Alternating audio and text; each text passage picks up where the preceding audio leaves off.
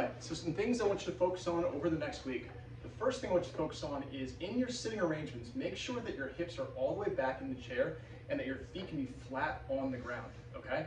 If at home in your sitting arrangements, your feet can be flat on the ground, try to put a block or some sort of step or something you can put on the ground where your feet are flat on the ground. If your feet are constantly trying to find the ground and they're pointing downwards, that can really cause some havoc, not only on the feet, those plantar muscles, but it also might push your hips forward, and that's also going to irritate things. If your hips can be pulled back in your chair with your feet flat on the ground, that should make for a more relaxed position for your hips and your feet when you get up. The next thing which to focus on is when you do get up. When you get up, I want you to spend some time with your leg behind you and then pushing your hips just gently forward, okay? That's gonna open up that front of the hip as well as stretch out your Achilles and calf muscle so that it doesn't take you as much time to start walking comfortably, all right? Those are things I want you to focus on.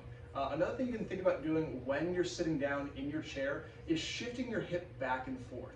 So while you're sitting down in a chair for a long period of time, one way that you can keep your hips nice and loose, which is gonna help out with your feet, is pulling one hip bone back and pushing one forward. It'll feel like you're kind of scooting your butt back and forth. That's just gonna push the head of the femur in the back of the socket, and then the other one as well. So one hip goes back, one hip goes forward, all right? And it leads us to our next exercise. One exercise I want you to try to do is when you're at home, I want you to do a sit to stand transfer, basically just a squat, where you're focused on keeping your feet straight and flat the entire time, putting some pressure from the inside of your feet. So from here, what you do, arms out here, stand up, sit down.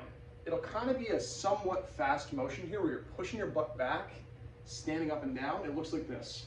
So I'm just pushing my butt back and forth, just tapping the seat, back and forth, just like that. Trying to keep my feet nice and straight, pushing my butt back and forth for 2 rounds of 10 repetitions.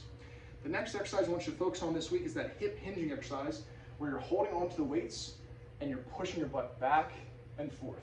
With a small knee bend, I want 1 foot in front, 1 foot behind, pushing your butt back and forth.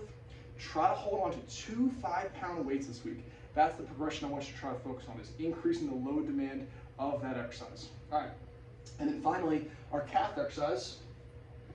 I want you to go to your staircase, and this should be done 2 or 3 times per week, all right? It's gonna look like this. We're gonna stand in our staircase. I'm gonna go down all the way. I'm gonna have my ribs stacked right over my hips. I'm gonna go up with 2 heels. Then I'm gonna take 1 foot away and then go down with my 1 foot.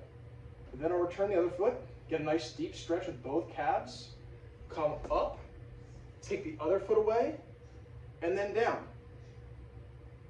So I'm going up with 2 feet and then down with 1, so I get a really deep stretch in just 1 calf at a time, where I'm dropping my heel down on a staircase.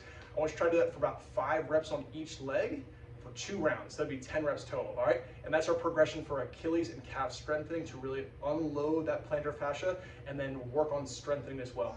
Give it a try, and I'll see you soon.